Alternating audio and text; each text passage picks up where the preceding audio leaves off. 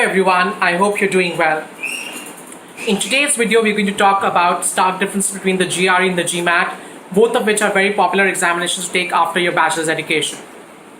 Now, typically the idea of taking the Gmat has been resonated with MBAs in management education, while the GRE is more for the likes of graduate school. So, for example, the likes of MS in computer sciences, masters in management, masters in IT, masters in engineering, etc. So for those programs, typically the GRE is the one which is more prevalent as opposed to the Gmat, which is more for business schools. However, in today's age, there's no preference with business schools as well, and you can easily take GRE and or Gmat, one or two examinations, and still apply to a great MBA program. The top business schools of the world are happy to take GRE scores in lieu of Gmat scores as well. So that's one thing which is working on your favor. If you decide to do that, GRE is more your type of examination. There are a few differences between the GRE and the Gmat which leads one to believe which is more my type of examination. Now, for example, GRE is an exam which is 3 hours and 45 minutes long versus the Gmat, which is 3 hours and 30 minutes long. The GRE consists of a total of 100 questions, 80 questions which are scored and 20 questions which are unscored and for research purposes, as compared to the Gmat, which is 90 questions. Also, what you need to understand is that there are 4 sections on the Gmat. One, analysis of an argument. Second is the integrated reasoning. Third is the quant, and fourth is the verbal. As opposed to six segments on the GRE, so you have 2 essays here: analysis of an article and analysis of an issue. And second thing would be then you get a series of questions on math and English. So it could be math, English, math, English, math. Or it could be an English, math, English, math, English, and there'd be one question, one section of 20 questions which would be unscored and would be used for research purposes. You'd also note that the level of English in terms of specifically the vocabulary is higher on the GRE. So if you're somebody who really is fluent with the language and uses a lot of fancy words and really understands vocabulary, you're more likely to find the GRE much more easier than the Gmat, which is when the English is more analytical, where the English is more driven by principles of grammar, which is more driven by detail orientation, and which is more in general basis more on reading as opposed to just words.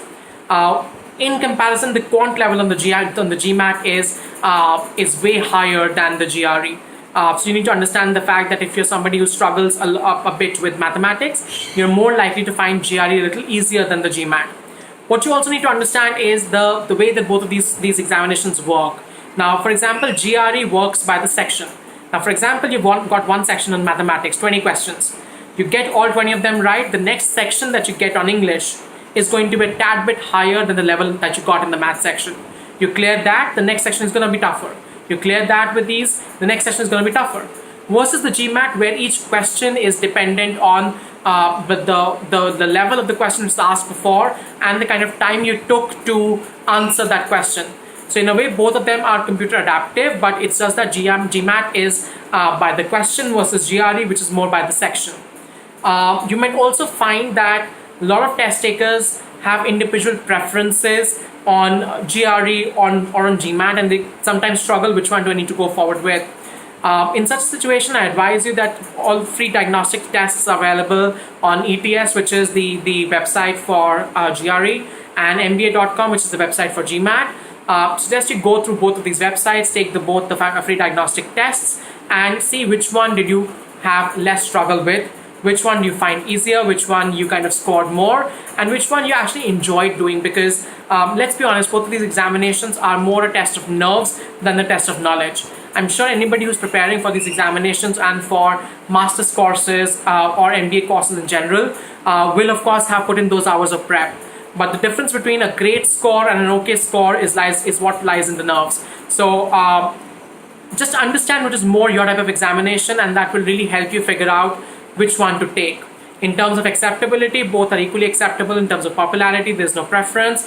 And if you have still some concerns about whether my score is going to be valid for the particular program I'm looking at, both of these tests, the scores are valid for 5 years, and you're also welcome to write to the university and check on their college website pages on which of the 2 examinations or both are accepted by that college.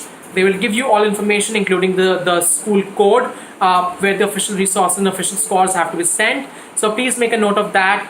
Prepare well, take the diagnosis test, which is the basis or which is the beginning of your strategy for preparation, and hope this helps. All the best.